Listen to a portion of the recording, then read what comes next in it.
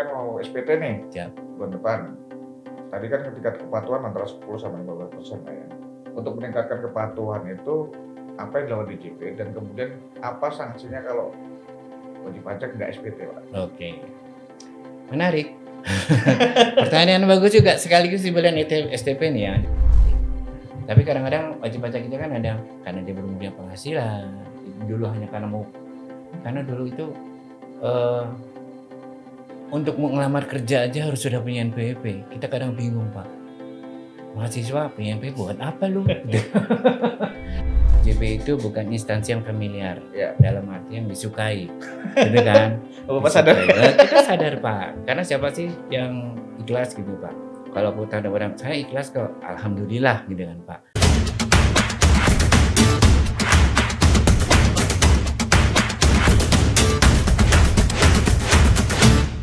Assalamualaikum warahmatullahi wabarakatuh, Tribuners. Kembali lagi dengan saya, Content Manager tribunbana.com, Agung Yulianto Wibowo. Pada 2023, pencapaian realisasi pajak di Banten sebesar 103% dari target. Apa upaya-upaya yang dilakukan di JP Banten untuk meraih capaian tersebut? Sekarang saya bersama Kepala DJP Banten, Pak Cucu Supriyatna. Kita langsung menyapa beliau. Assalamualaikum Pak Cucu. Waalaikumsalam warahmatullahi wabarakatuh, Mas Agung. Udah Bang Pak? Alhamdulillah saya. Alhamdulillah. Dari Sunda ya, Mas? Ya campuran Pak. Oh, biasanya Agung itu ada nama-nama Bali-nya gitu. Saya Jawa Pak. Jawa ya. Gak ada Balinya Pak. Oke. Pak Cucu, seperti yang saya omongin tadi kan, Ya. realisasi untuk penerimaan pajak di Banten kan 103% ini dari target. Itu apa sih yang dilakukan di JP Banten Pak? Baik, Mas Agung makasih ya. Ya, siap. Alhamdulillah memang Kanwil di JP Banten sudah 3 tahun terakhir ini bisa mencapai target penerimaan di atas 100%. Terakhir kemarin di tahun 2023 kita bisa mencapai 103,8% atau 70 triliun ya, sekitar 70,6 triliun. Nah itu juga di samping karena pertumbuhan ekonomi di Banten yang cukup bagus ya, sedang naik sekitar 5%-an gitu, juga karena extra effort kawan-kawan di dalam rangka menghimpun penerimaan pajak ini. Dan kami di tahun 2023 ini punya strategi yang juga merupakan arahan dari kantor pusat, yaitu dengan melakukan pengawasan pembayaran massal dan dan extra effort gitu ya, kalau kita sebut PKM.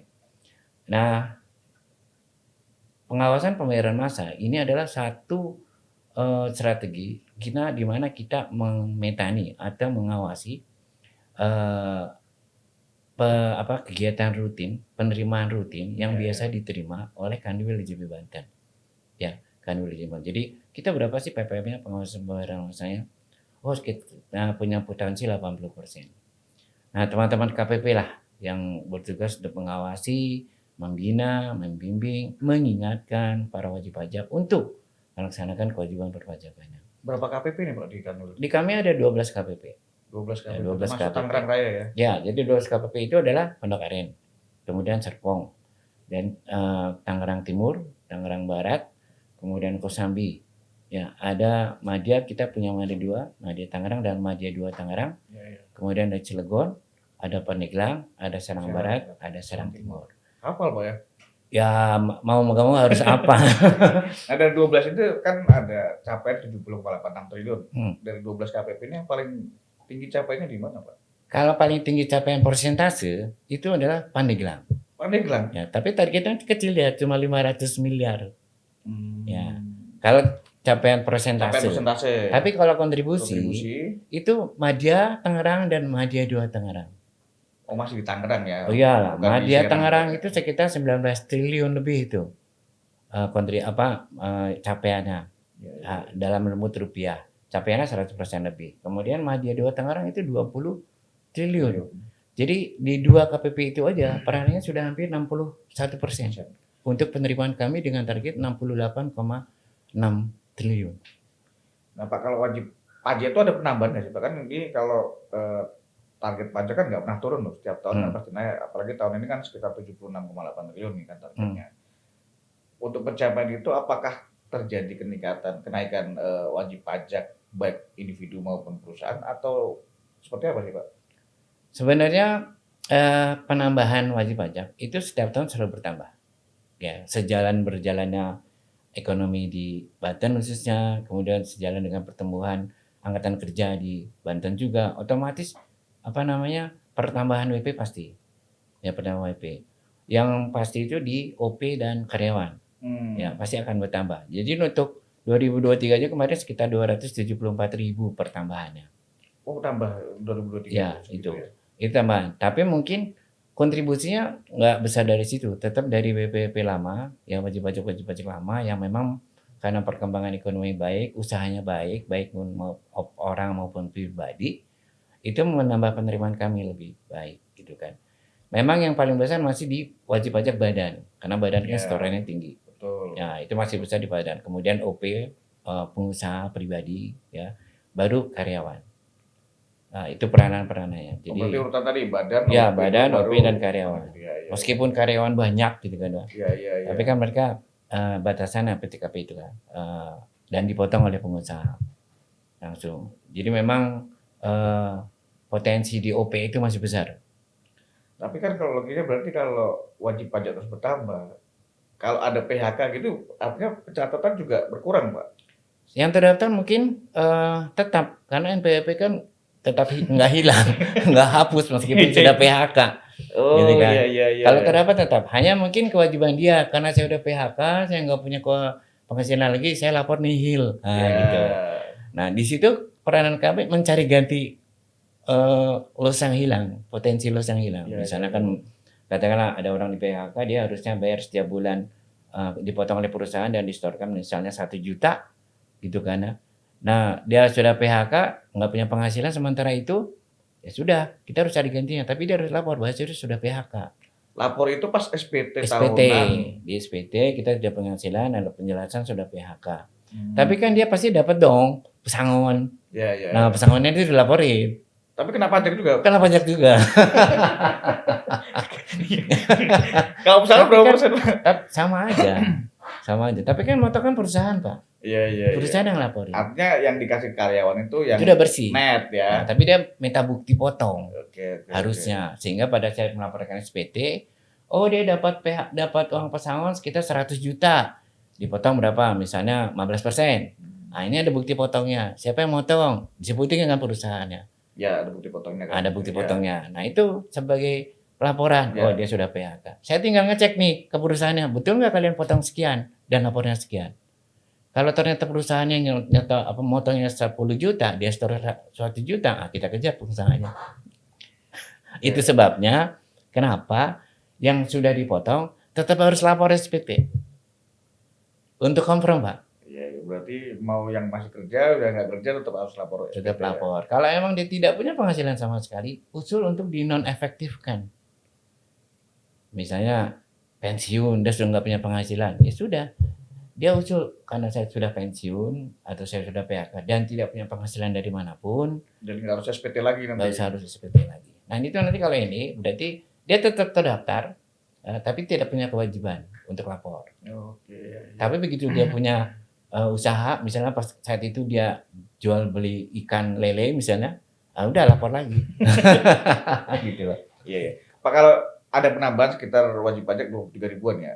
270 270.000 ya untuk tahun 2023. 2023. Itu kenaikannya lebih tinggi dibandingkan penurunan, Pak. Tapi ada penurunan juga ya. Artinya ada angka yang berkurang. Nggak terlalu jauh. Nggak terlalu jauh. Iya, nggak beda-beda lah. Karena memang kami juga nggak bisa mantau tuh Pak, mana yang sudah harusnya tidak lapor. Tergantung dia lapor atau enggak. Iya, iya, iya. Kalau yang lapor, yang daftar NPWP kan pasti lapor Pak. Pasti ada NPWP. Nah kami pun dari yang masuk 274.000 itu, kita awasi nih kewajiban perpajakannya. Gitu ya. Artinya kita ingatkan. Kita ada istilah ingatkan 1 minggu, 1 bulan, 1 tahun. Kita disuruh. Jadi kita ingatkan, Pak, ada yang sudah punya NPWP, sudah lapor SPT belum? Nah, kita pantau. Kita bina lah istilahnya sampai 2 tahun. Tapi seluruh pajak di Banten sudah dapat NPWP semua, Pak? Belum. Belum. Di kita ini baru terdaftar berapa? Sekitar 1 jutaan. Total berarti wajib pajak di Banten total berapa, Pak? Sekitar berapa? 2 juta ya? 2 juta ya. Malah nggak nyampe. Itu pun yang terdaftar. Terdaftar. Tapi yang aktif mungkin sekitar 500-an. atau ya 10% biasanya. Yang aktif ini maksudnya aktif. Yang aktif lapor, Oh, SPT lapor. gitu. Dan bayar gitu Pak. Iya. Karena kan kadang kita punya itu tadi Pak. Terdaftar belum tentu pelapor. Kenapa? PTKP belum nyampe. Atau kita hanya sekedar sekarang bikin telepon aja harus pakai punya NPWP gitu kan. Untuk menjadi karyawan buruh harian pun biar kalau dia sudah membeli PTKP agar tidak melebihi 20% kena tambahan potongan Iya. pakai NPWP. Kan gitu kan Pak. Padahal dia masih katakanlah UMR gitu kan. Tapi dia terdaftar karena perusahaan takut disalahin, jadi harus punya NPWP. Jadi terdaftar. Tapi setelah kita lihat, oh ini belum punya kewajiban lapor SPT. Berarti kalau yang lapor SPT itu cuma 10% ya? Ya, bayangkan Dari coba. wajib pajak tadi ya? Coba bayangkan dari 10 atau 15% itu kita bisa dapat berapa? 70 triliun. Gimana kalau setengahnya coba? Iya. Ya itu peranan Bu teman-teman humas itu mengingatkan gitu ya. Juga teman-teman KPP tadi Pak. Karena kadang-kadang punya NPWP tapi tidak mau lapor atau lupa lapor gitu. Jadi kita ingat, ayo loh sudah penghasilannya sudah di atas 4,8 miliar nih. Udah wajib lapor dong, habis store dong gitu. Tapi lapor SPT itu kan periodenya dari Januari ke Maret ya? Maret untuk orang pribadi, Terus April untuk badan. Artinya setelah April sampai Desember kalau lapor nggak bisa? Dia kalau misalnya OP, dia lapor store SSP aja Pak. Misalnya nyicil lah istilahnya. Iya. Dia kan di SPT tahunan. Nanti misalnya Mas Agung bikin SPT tahunan, penghasilan berapa. Mau store harian, ada tuh hitungannya. Saya akan store dari penghasilan itu, pajak yang sudah dibayar, bagi 12. Nah itu yang akan saya bayar setiap bulan. Ya kalau mau dicil. Nanti di akhir tahun diperhitungkan. Dipotong berapa, terutang berapa, ya kita sudah store berapa, selisihnya itu yang dibayar. Tapi SPT itu kalau orang nggak lapor, tadi kalau misalnya tingkat ini kan cuma 10-15%. Ya.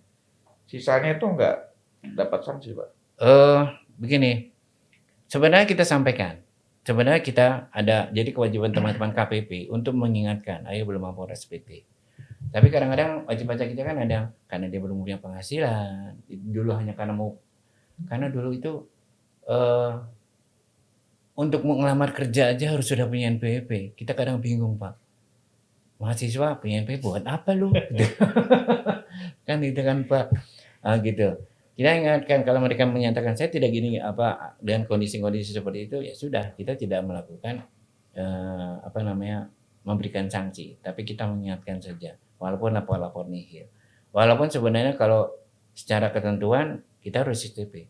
Tapi kadang biaya kita menagih sama biaya kita dapatkan nggak sesuai Pak, gitu. Gitu. Malah boncos gitu kan. Jadi kita pilah-pilah juga gitu. Seperti itu Pak. Tetap kewajiban kita laksanakan. Dan kita selalu teman-teman AR di KPP selalu akan memperhatikan. Itu namanya pengawasan. Nah Pak, kalau selama 2023 itu ada yang berapa terungkap pengemplang pajak Pak? Tahun 2023 tuh ada 4 wajib pajak yang kita ajukan ke kejaksaan. Ajukan tuh artinya proses? Sudah di P21 istilahnya. Oh sudah P21 sudah ya? Proses penuntutan. Oke. Berarti tinggal menunggu vonis ya? Iya, tinggal nunggu lewat kejaksaan ngeberesin sampai ke pengadilan seperti itu. Kalau dibandingkan 2022? Ada peningkatan. 2022 kan hanya sekitar 2. Karena memang kami setiap kanwil, kayak kanwil di JP Banten itu ditargetkan 2 setahun. 2 P21 ya, P21 lah. Nah itu ya alhamdulillah 2003 ini karena memang prosesnya juga ada yang dari 22, 2003 dan baru selesai sekarang 2023. Jadi bisa naik. Jadi kadang yang 4 itu mungkin prosesnya ada yang dari 2002 tapi baru bisa P21 di 2003. Gitu kan. Itu pengemplang pajak yang harusnya membayar pajak dia tidak membayar atau kemudian mengurangi nilainya, Pak? Macam-macam ya. Ada yang memang dia pungut tidak store. Gitu kan. Tapi yang biasanya itu pungut tidak store. Artinya dia melakukan transaksi tidak berdasarkan keadaan yang sebenarnya. Ada yang begitu, dia lapornya cuma 1 miliar padahal dia 4 triliun gitu. Iya. kan gitu. Akal-akalan pajak berarti ya. Itu dia gitu. Iya, Jadi iya, iya. nah, jadi hal-hal seperti itulah dan case-nya beda-beda ya, Bang. Ada apa namanya faktor fiktif, prosesnya, tapi kan tetap dia menghilangkan pajak. Intinya seperti itu. Oke. Pak, mekanisme untuk pemungutan pajak yang dilakukan di JP Banten misalnya itu seperti apa sih? Apakah misalnya yang ada karyawan swasta seperti saya kan itu kan biasa dipotong per bulan kan dari sisi gaji. Kalau misalnya teman-teman dari DJP itu apakah menagih langsung ke lapangan begitu? Oh, oke. Nah, ini pertanyaan bagus, Mas. Kita harus meluruskan Nah ya kan bahwa DJP itu atau kantor pajak dimanapun tidak memungut, tidak menerima setoran pajak. Oke. Ya, setoran pajak dilakukan di mana? Ke bank. Jadi kalau misalnya dia nitipin ke oknum, jangan percaya. Kalau ada oknum yang sini titipin sama, jangan percaya. Kalau oknum tadi itu udah pajakmu berapa? 10 juta, kasih aku 5 juta aja, urus kan gitu. Oh, itu laporin saya, Pak. Ya, kalau itu kan udah oknum. Dan berarti kan ada kolaborasi sama Bapak juga.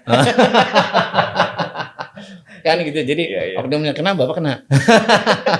Kan gitu, Pak. Iya, iya, iya. Jadi pemungutan pajak ini kan kita sudah pakai apa istilahnya azas apa namanya self assessment. Self assessment itu adalah menghitung, memperhitungkan, melapor dan menyetorkan sendiri. Ya, jadi Pak Agung nih hitung dulu nih, hitung dulu berapa sih penghasilan saya setahun. Kemudian berapa yang sudah di-store, berapa yang belum di-store.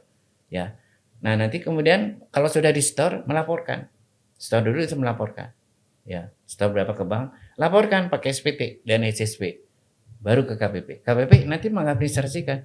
Kita nggak terima setoran, Pak. Iya, kebetulan bentuk cash gitu ya. Enggak, kalau tuh ada bank di sana hanya untuk memudahkan. Misalnya Pak Agung, udahlah store-nya di bank, sekalian lapor. Iya, iya, iya. Untuk memudahkan saja, fasilitas gitu, Pak. Tapi bukan berarti ujuk-ujuk datang ke bank bawa duit segepok gitu. Datang KPP bawa segepok. Nih saya bayar pajak saya. Enggak. Iya, iya, iya. Kalau ada yang nerima di KPP laporin saya, Pak. Iya. Tapi pernah ditemukan gitu, ada oknum nggak pernah? Sejauh ini saya nggak pernah nemu, Pak. Nggak pernah nemu ya? Karena orang pasti nggak akan di KPP. Modusnya mungkin di kafe.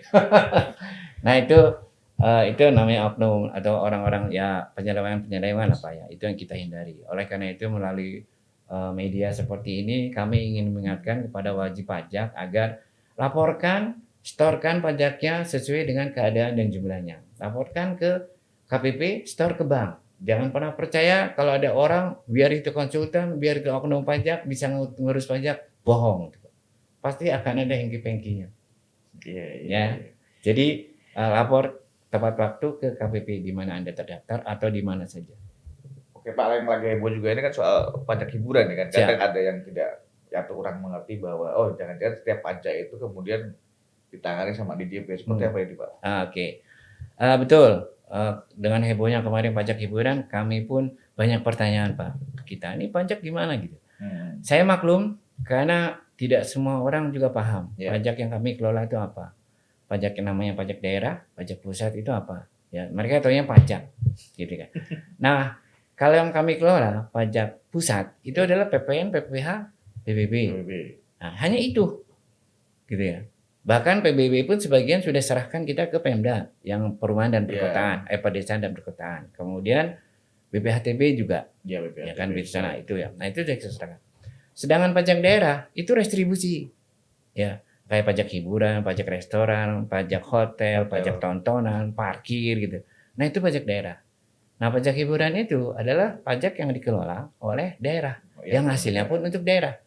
Meskipun nanti pencatatannya ke Kementerian Keuangan. Itu untuk pengadministrasian secara administrasi kenegaraan. Agar nanti terhitung di APBN. Berapa sih belanja negara gitu. Negara ini kan termasuk daerah. Iya. Nah seperti itu. Jadi memang tetap dikelola. Tapi dalam rangka pembahasan pajak daerah, termasuk pajak hiburan, tentunya melibatkan semua pemerintahan daerah. Gitu. Nanti usulan-usulannya dari pemerintah daerah nanti tinggal disepakati atau dirapatkan kembali bagaimana layaknya. Dan saya jujur untuk hal itu nggak begitu paham ya karena bukan fak saya. Tapi mungkin kalau Mas Agung ingin lebih tahu bagaimana sih proses pajak hiburan sampai ke daerah, mungkin ke Direktorat Perimbangan ya Pak. Tapi di sini berarti ke DG Perban. Di Perban ini di Banten ada ya? Di sana ada itu sebelah. Oh. Itu nggak berat lagi ngobrol. Itu sebelah gitu kan sebelah. Jadi hanya minta penjelasan lah itu gimana. Nanti pembagiannya bagaimana. Itu di sana yang ngatur. Jadi kita hanya cari duit dari menghimpun penerimaan pajak dari PPN, PPH dan PBB P5, PB5. PB5. Nah, kalau berbicara tadi PPN juga, ini kan 2022 itu kan sudah mulai ada kenaikan PPN 11% Pak ya? Betul. Itu ikut berkontribusi juga untuk ikut. pendapatan Pasti lah. realisasi pajak tadi ya? Pasti. Karena memang di DJP Banten ini khususnya, kita besarnya memang dari PPH. Itu pastilah PPH. Karena besar ya. PPH. PPN tapi berpengaruh juga, ikut penerimaan juga. Dia kontribusinya sekitar 35%. Ya, PPN. Dan tentunya dengan adanya kenaikan tarif, dan itu pasti akan ada pengaruhnya juga Ya. untuk peningkatan penerimaan pajak itu sendiri. Oh, PPN juga ikut mendorong berarti. Iyalah. Berarti Iya. tahun depan nanti kalau PPN jadi 12% ikut mendorong juga realisasi Betul, Pak. pajak. Tapi tergantung kondisi ekonomi nanti. Gitu. Ya seperti Mas Agung tadi cerita di belakang layar tadi bahwa kalau ternyata tingkat kemampuan daya beli masyarakatnya menurun, ya otomatis kita akan menurun juga tentang itu Pak. Tapi pasti ada kebijakan pemerintah untuk meningkatkan daya beli itu, gitu. Misalnya dengan menambah insentif, menambah ya penghasilan bagaimana caranya. Contoh insentif kan kayak yang dilakukan kemarin untuk pajak ditanggung pemerintah pembelian properti Pak ya. Betul. Itu kalau pencatatan di Banten pembelian insentif itu apakah dicatat di JP Banten atau langsung ke Kementerian Keuangan Pak? Insentif itu sifatnya kan sebenarnya mau merangsang masyarakat untuk belanja dan meningkatkan kemampuan untuk membeli. Misalnya ketika suku bunga tinggi soalnya nih. Ya, gitu. Kemudian oke lah kalau gitu pajaknya kita tanggung. Ya, 100%. 100%. Nah, mereka yang harusnya bayar pajak kan yang misalnya Mas Agung nih. Ya, di rumah. Dia harus bayar pajak 1 juta. Tapi karena ditanggung jadi tambahan 1 juta dong penghasilannya. Iya.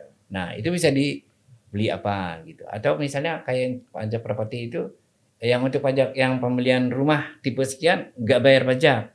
Iya. Nah, jadi kan otomatis pembelian rame. Betul. Otomatis penghasilan pemerintah pengusaha sebuah dan sektor itu akan naik juga. Ya. Masyarakat dapat rumah, PPH para perusahaan properti dapat penghasilan karena banyak yang beli, PPH-nya bayar dong, meningkat. PPN sisi lain kita mungkin nggak dapat PPN, tapi PPH kita naik. Oh, oke. Ya. Karena kan penghasilan pasti naik dong, kecuali dia tidak melaporkan sesungguhnya. Nah, itu artinya insentif itu satu di antara serapan realisasi pajak tadi Pak ya. Selain itu apa aja Pak contohnya? Yang diberikan ya pasti dalam bentuknya insentif. Insentif ya? Ya insentif itu kan bisa macam-macam. Bisa di PPH ditanggung negara, bisa kayak waktu COVID kemarin. Itu banyak sekali kan yang diberi, ada sekitar 21 insentif. PPNBM nggak usah bayar. Terus angsuran yang harusnya dibayar nggak perlu dibayar. Kemudian pasal 29 juga boleh ditunda, nggak perlu bayar gitu kan. Karena COVID. Karena COVID itu salah satu manfaat pajak. Ya kan, dan masih banyak lagi gitu. Untuk karyawan juga gitu, atau misalnya UMKM kalau dia belum 4,8 miliar atau belum 500 juta nggak usah bayar. Kalau misalnya bayar cukup 0,5%, yang asalnya 1%, kan kayak gitu. Pak, ini kan mau SPT nih, bulan depan. Tadi kan ketika kepatuhan antara 10 sama 15% lah ya. Untuk meningkatkan kepatuhan itu apa yang dilakukan DJP dan kemudian apa sanksinya kalau wajib pajak nggak SPT Pak? Oke, menarik. Pertanyaan bagus juga, sekaligus di bulan STP nih ya. Jadi teman-teman wajib pajak ini mengingatkan nih ya, Mas Agung mengingatkan nih bahwa sekarang sudah mendekati SPT dan wajib lapor SPT tahunan. Paling lambat untuk orang pribadi itu Maret tanggal 31. Untuk badan itu April. Nah, saya tahu. Nah, untuk diketahui Mas Agung, tahun 2003 kepatuhan SPT kita naik Pak, 2% ya, kenaikan 102%, gitu ya. Nah sekarang juga kami diharapkan bisa seperti itu. Nah yang kami lakukan tentu ya melalui pertama sosialisasi yang pasti. Kami jemput bola, kami datang ke setiap perusahaan besar, karena secara umum PPHOP karyawan itu paling banyak, Pak. Iya, iya, iya. Itu paling banyak. Nah, mereka suka lupa cara ngisi SPT. Iya, betul. Ya kan? Karena setahun sekali lah, wajar. Betul, betul. Nah, namanya Evin aja orang, Feeling-nya. aduh apa itu ya, gini, passwordnya apa, kita lupa betul, kan betul, gitu. betul. Nah, kita datang misalnya bekerja sama dengan perusahaan, Pak, untuk yang karyawan yang shiftnya lepas siang, gimana kalau kita minta 1 jam untuk pengisian SPT? Salah satunya datang. Atau kita buka gerai di mall-mall Iya, iya. atau di apa public service ramai, itu. ya. Nah, kita buka gerai untuk pelaporan SPT. Ya. Kemudian juga melalui SMS blast dan juga melalui media seperti Mas Agung kelola. Kita taruhlah di situ apa pajak atau apa atau satu rubrik laporkan pajakmu, dan kita juga minta kerjasama dengan para pimpinan kabupaten kota, gubernur, wali kota atau bupati untuk membuat video himbauan. Himbauan. Mereka juga ikut. Ya, minimal himbauan kepada karyawannya di bawahnya gitu, Pak. Tapi mereka pun harus lapor duluan, Pak. Contoh kan, teladan. Bapak himbau tapi Bapak nggak lapor. Kan gitu. Nah itu, jadi kita ada namanya istilahnya apa? Kepatuhan SPT para pimpinan kita. Jadi dari situ mereka menghimbau, saya akan bersyukur kalau misalnya pimpinan daerah kabupaten kota ini bikin edaran gitu. Siapa-siapa yang sudah lapor SPT, lapor ke bagian kepegawaian mereka gitu kan, Pak. Akan menambah insentif misalnya gitu ya. Rame-rame lapor, Pak. Iya, insentifnya ini. Iya, atau siapa yang tidak melapor SPT akan dikena hukdis misalnya gitu, Pak. Gak usah insentif lah, Pak. Itu dari internal perusahaan ya. Internal perusahaan atau di internal kabupaten kota ya. Tapi kan gitu. kadang gini Pak, WP ini waduh sudah bayar pajak suruh laporan lagi. Loh kami, Pak, juga harus bayar. Iya, Kami iya. harus lapor. Dan setiap kami lapor, kami juga harus lapor ke kantor pusat. Kalau enggak ditegur kita, Pak. Iya, kalau itu kan dia kalau apa dari DJP. Ya bukan. Maksud saya mungkin bisa diberlakukan seperti itu gitu. Karena kalau Kementerian Keuangan itu kita dipantau. Termasuk LHKPN juga. Iya, Kalau kita sudah lapor lagi gitu. Ini Pak, kita sudah lapor. Berarti Pak itu sudah lapor LHKPN nih? Belum lah, kan terakhir nanti. Terakhir 2022? Maret, Pak. Oh, Maret. Gitu Iya. kan. Berkait bersamaan dengan SPT. Oke, Pak. Tadi sanksi SPT apa, Pak? Kalau nggak dilapor? Ada peraturan pasti ada sanksi. Karena Ya. sanksi itu adalah salah satu penegakan hukumnya, law enforcement-nya. Nah, sanksinya pasti ada. Kalau misalnya orang pribadi tidak menyampaikan SPT tahunan, itu kena sanksi 100.000. 100.000. Oh. Badan 1 juta. Iya. Sanksinya itu. Mungkin orang akan lebih berpikir kayak kena sanksi daripada harus laporan ya. Oh, silakan aja, Pak. Itu kan pilihan, Pak. Tapi kalau kena sanksi ya jangan ngadu ke media. Iya. Jangan curhat gitu. Kalau curhat kan nanti tinggal lihat kronologinya. Nah, Pak. kan gitu. Kadang-kadang begitu. Banyak yang karena mereka bisa gini. Mereka tidak lapor kenapa? Aku kan udah dipotong. Iya. Kenapa harus lapor? Nah, itu dia. Ya, Betul. kan misalnya para entrepreneur atau Ya. para artis atau para itulah yang dipotong, Ya. pekerja seni gitu kan, dipotong. Kenapa harus lapor? Kewajibannya memang begitu. 1, siapa punya NPWP dia wajib lapor SPT, apapun kondisinya. Nihil, apalagi kurang bayar. LB silakan, kan gitu. Nah, yang kedua adalah sebagai konfirmasi. Ya, konfirmasi. Misalnya seperti tadi kita cerita, Mas Agung kerja di perusahaan. Dibayar dan dipotong pasal 21. Iya. Sebesar 10 juta misalnya. Biar gede ya, Pak. 10 juta. Nah, Bapak laporkan dengan bukti potongnya di SPT Bapak bahwa kami dipotong oleh perusahaan A dengan 10 juta dan ini bukti potongnya. Kami, Pak, berdasarkan sistem akan ngecek ke perusahaan Bapak. Apakah betul segitu? Betul nggak Bapak dipotong 10 juta dan di-store 10 juta? Ternyata hanya store 5 juta. Nah, saya akan kejar Pak perusahaan Bapak. Lu kurang store 21 ya. Iya. Tapi itu dicek setiap perusahaan, Pak. Kan banyak perusahaan. Iya, Atau random. Random, Pak. Random sampling ya. Kita nggak mungkin satu-satu, Pak. Gitu. Dari 50 juta WP terdaftar se-Indonesia gitu. Gitu. Nah, itu kita random, Pak. Yang ambil yang gede-gede dulu lah gitu, Pak. Yang kira-kira bisa menimbulkan ketidakbaikan gitu atau pengemplangan istilahnya, Pak. Nah itu, Pak. Jadi kita random dulu. Oh, karena saya pernah punya pengalaman seperti itu. Bendaharawan pun ada yang begitu, dia potong kiri kanan. Iya. gitu Pak. Kan banyak Pak. Nah makanya rekanan harus lapor karena biar kita tahu bendahara itu benar. Nah, ternyata ada oknum juga yang begitu, Iya. tidak lapor dan tidak store. Kami tahunya dari apa? Dari konfirmasi ke SPT yang SPT tadi yang dipotong. sudah dilaporkan tadi. Makanya itulah kenapa SPT harus disampaikan. Boleh sih cuma 100.000 gitu. Tapi kalau Anda menyampaikan manfaatnya lebih banyak. Ya, betul.